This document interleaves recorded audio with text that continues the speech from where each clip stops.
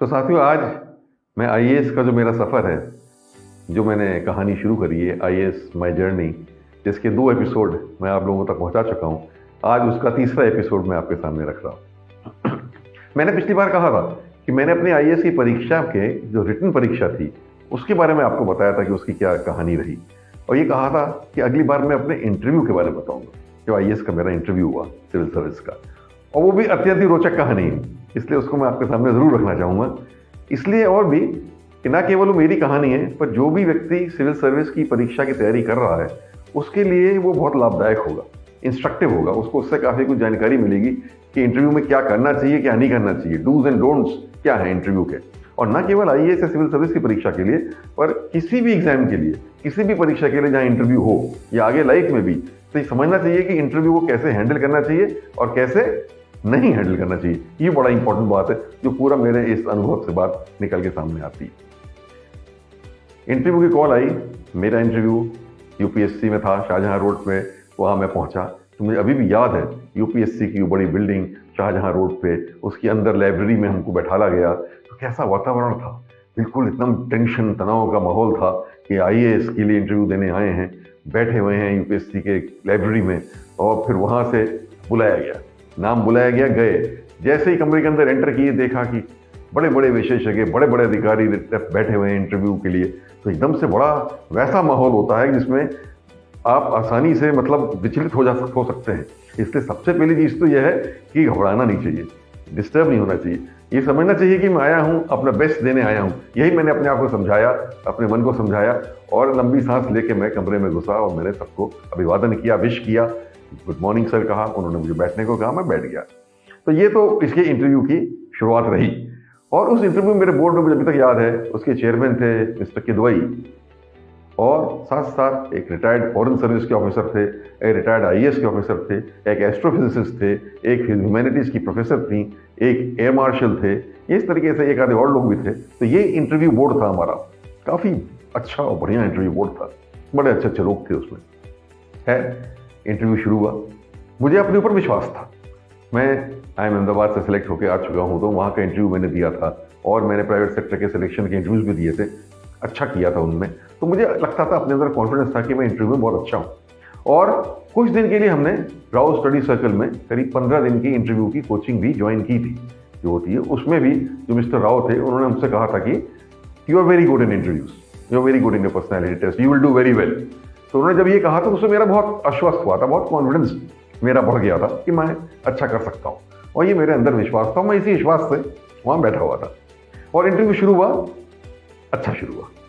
जो पहले वो थे इंटरव्यूअर, उन्होंने मेरा देखा कि मैंने लिखा हुआ था मेरे रीडिंग में इंटरेस्ट है, उनको भी रीडिंग का शौक था। डिस्कशन शुरू हो गया, कौन कौन से ऑथर्स हैं आपके, कौन कौन से ऑथर्स पसंद हैं आपको, कौन फेवरेट ऑथर हैं, क्यों हैं फेवरेट ऑथर, आपने इनको पढ़ा कि नहीं पढ़ा है, आपने उनको पढ़ा कि नहीं पढ़ा है, उनके बारे में बताइए, इनके बारे में बताइए। और बहुत अच्छा चला उनके साथ मेरा डिस्कशन। करी वो 4 to 5 मिनट्स चला होगा उनके साथ, क्योंकि मैंने देखा उनको भी बड़ी रुचि थी और बहुत अच्छी बातचीत हो गई। और मैं बड़ा कॉन्फिडेंस मेरा बढ़ता चला गया, क्योंकि रीडिंग मेरा फेवरेट सब्जेक्ट था और मैं उसमें अच्छा था, मैं रीडिंग मैंने अच्छी करी हुई थी। उसके बाद जो है बात बढ़ी नेक्स्ट के बाद। नेक्स्ट उन्होंने मुझसे कुछ और सवाल पूछे, तो रिटायर्ड आईएएस ऑफिसर थे, उन्होंने पूछे कुछ सवाल। फिर उन्होंने मुझसे एक सवाल ये पूछा कि आप हॉकिंस प्रेशर कुकर्स में काम करते थे। मैं हॉकिंस प्रेशर कुकर्स में काम करता था, वहीं से रिजाइन करके सिविल सर्विस की एग्जाम देने आया था। तो उन्होंने मुझसे एक साइंस रिलेटेड क्वेश्चन पूछ लिया कि प्रेशर कुकर का प्रिंसिपल क्या है। तो है, जब मैं हॉकिंस में काम किया था तो मुझे प्रेशर कुकर का प्रिंसिपल आता था, और मैंने प्रेशर कुकर का प्रिंसिपल कैसे वर्क करता है वो उनको बता दिया। वहाँ तक भी बात चलती ठीक चलती आई। यहाँ तक मेरा इंटरव्यू काफ़ी अच्छा जा रहा था, and I was feeling more and more confident with in my self. लेकिन इसके बाद की कहानी जो है वो बड़ी इंटरेस्टिंग है कि कैसे मेरा इंटरव्यू एकदम से गड़बड़ होना शुरू हुआ, और कैसे मेरा कॉन्फिडेंस लेवल भी धीरे धीरे नीचे जाना शुरू हुआ। थर्ड जो इंटरव्यूअर थे वो एक एस्ट्रोफिजिसिस्ट थे। तो उन्होंने मुझसे सवाल पूछा कि आपको रीडिंग का तो शौक है, आपने साइंस की बुक्स पढ़ी है कि नहीं पढ़ी। तो मैंने कहा यस सर। उन्होंने कौन सी। तो मैं फट से बोला, my favourite book is origin of the species by Charles Darwin. वो थी भी, मुझे बहुत पसंद है वो किताब, एवोल्यूशन थ्योरी के बारे में। लेकिन वो एस्ट्रोफिजिसिस्ट थे, वो उनका एरिया ऑफ इंटरेस्ट ये नहीं था। तो वो मुझसे पूछने लगे साइंस फिक्शन के बारे में। थोड़ी बहुत बात हुई, आर्थर क्लार्क के बारे में मैंने बताया, रन द विद रामा किताब है आर्थर क्लार्क की, उसके बारे में कुछ बात हुई। इसके बाद जो है वो इंटरव्यू एक अजब टर्न ले लिया। उन्होंने कहना शुरू किया कि ठीक है, आपने एक बताया कि आपको शौक है पढ़ने लिखने का और ये सब करने का, तो आपको साइंटिस्ट के नाम बताइए इंडिया के कुछ।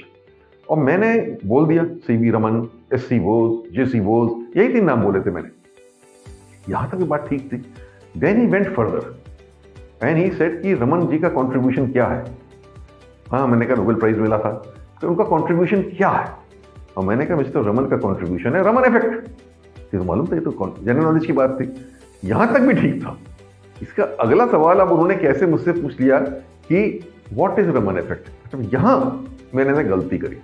देखिए, मैं इकोनॉमिक्स का स्टूडेंट और मैनेजमेंट का स्टूडेंट, जो कुछ मुझे रमन इफेक्ट या सब कुछ मालूम था, ये जो न्यूज़पेपर से पढ़ते हैं या मैगजीन से पढ़ते हैं, जनरल नॉलेज, जनरल इंफॉर्मेशन से मालूम था। Of course I did not know the details about this topic. मुझको यहाँ पे साफ कह देना चाहिए था, sir I am not a student of science and I will not be able to answer this question sir. तो क्या होता, वो अगले क्वेश्चन में चले जाते। पर यहाँ मेरी कुछ प्रवृत्ति ऐसी आई कि भाई ऐसा कैसे कह दे, मैं हर क्वेश्चन को आंसर करना चाह रहा था।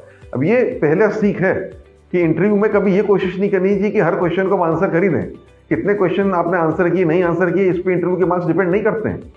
इट डिपेंड्स अपॉन जो आपने आंसर किए वो कैसे आंसर किए, और जो आपकी डिफिकल्ट एरिया है उससे आपको हट जाना चाहिए, जो आपको नहीं आता है। जितनी जल्दी आप निकल जाएं, तो it would have been much better if I had said no sir I will not be able to answer this because I am not a student of science. लेकिन पता नहीं कहां से अंदर ये बात है कि नहीं, मुझे को जवाब देना चाहिए।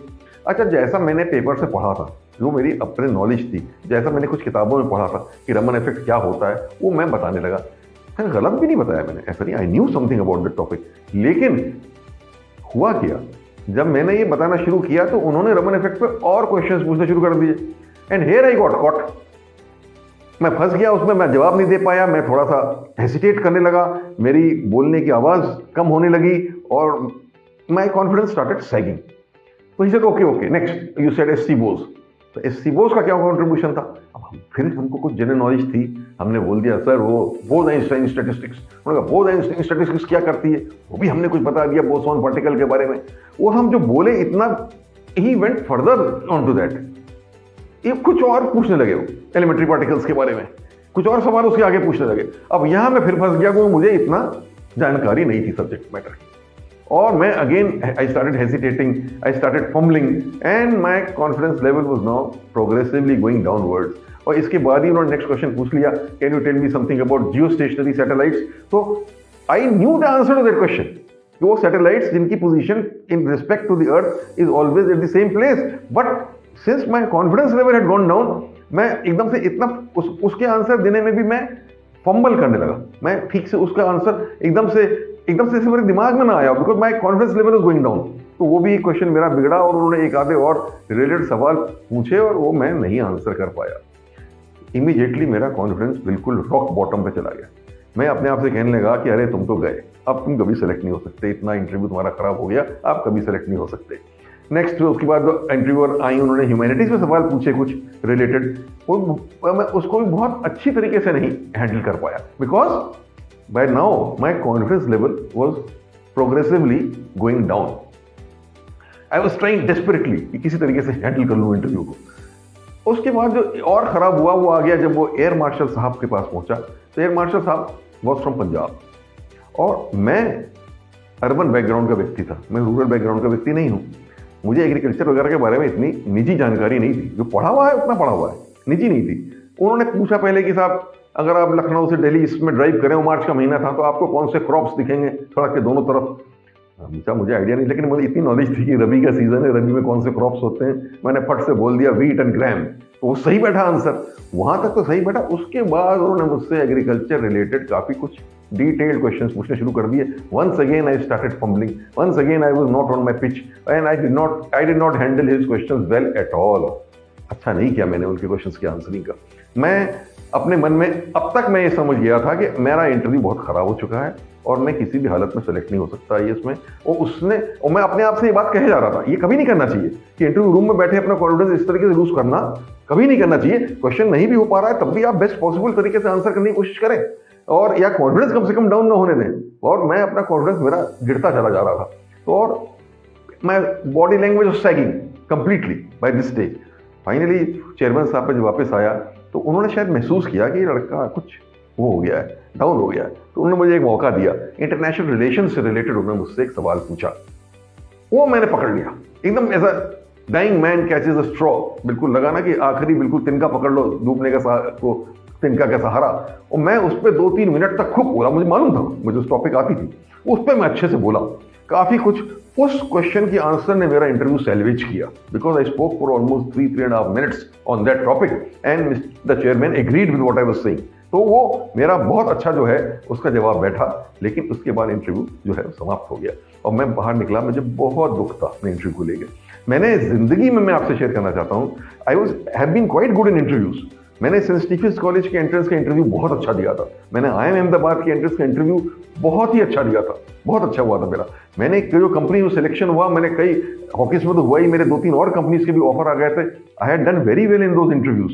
तो I was very confident of my communication ability and my style and my knowledge. इसके बारे में मुझे काफी कुछ कॉन्फिडेंस था अपने ऊपर। और राव साहब के जो वहाँ होते थे मॉक इंटरव्यूज, उसमें I used to always come out with flying colour, he used to say you are very good. लेकिन यहाँ जब असलियत आई तो यहाँ जिंदगी का मेरा सबसे खराब इंटरव्यू अगर हुआ तो IAS के सिलेक्शन का हुआ। तो मैं तो एक तरफ सोचा कि मैं अब कभी सेलेक्ट नहीं हो पाऊंगा, but it was the will of God, luck या जो कुछ भी कहें। I still managed, I did not get very high marks in interview, but I still managed to get about 55% marks in interview, which was not very good by my what expectations. I should have got 60% plus marks in interview, लेकिन 55% ही मिले। लेकिन 55% ही मिल गए, ये भी बड़ी गनीमत थी जो हाल हुआ था इंटरव्यू का। और मैं सेलेक्ट हो गया, मेरी 4th पोजीशन IAS में आई सिलेक्शन में, 4th पोजीशन आ गई और मैं सेलेक्ट हो गया इंडियन एडमिनिस्ट्रेटिव सर्विस की लिस्ट जो थी उसमें। तो मुझे बहुत खुशी हुई, बहुत वो मिला कि चलिए मेरा रिटर्न में इतना गड़बड़ हुआ, मेरा इंटरव्यू इतना खराब हुआ, उतना सब के बावजूद भी I think just because preparation इतना अच्छा किया था, इस वजह से things worked out in the end और मेरे को सिलेक्शन हो गया। और फाइनली मैं इस वीडियो को खत्म करते पहले लोगों को ये सीख देना चाहूँगा कि इंटरव्यू में अगर कोई ऐसा क्वेश्चन आ रहा है या ऐसा एरिया आ रहा है जो आपका एरिया नहीं है, तो आप no sir I do not know the answer to this कह के उससे निकल लेना चाहिए और अपने टर्फ पे, अपने विकेट पे बैटिंग करनी चाहिए। इंटरव्यूअर को अपने उस पे ले आइए स्ट्रॉन्ग पॉइंट पे और उस पे अधिक से अधिक बोल के और कॉन्फिडेंटली बोल के वो करिए। इंटरव्यू आप अपने हिसाब से डायरेक्ट कर लीजिए, और नहीं तो इंटरव्यू अगर आप हर क्वेश्चन का आंसर देना शुरू करेंगे तो ऐसे रास्ते पे चला जाएगा जहां आप उसको संभाल नहीं पाएंगे, जैसे मेरे साथ हुआ था। तो इसको ये देखना बहुत इंपॉर्टेंट है कि ये पर्सनैलिटी टेस्ट है इंटरव्यू के लिए, that you have to take your interview in the direction in which you want to take it, in which you are good, in which your strong points come out, and for that you have to catch on to those questions on which you are strong, elaborate upon it, और जिसमें नहीं strong है उनसे जल्दी से जल्दी निकल जाना चाहिए। और कभी कभी ये भी कह देना sir I do not know the answer to this, में कोई नुकसान नहीं। ये फाइनल मेरी इंटरव्यू कहानी है। अब दोस्तों आगे सिलेक्शन हो जाने के बाद क्या होगा वो अगले एपिसोड में बताऊँ।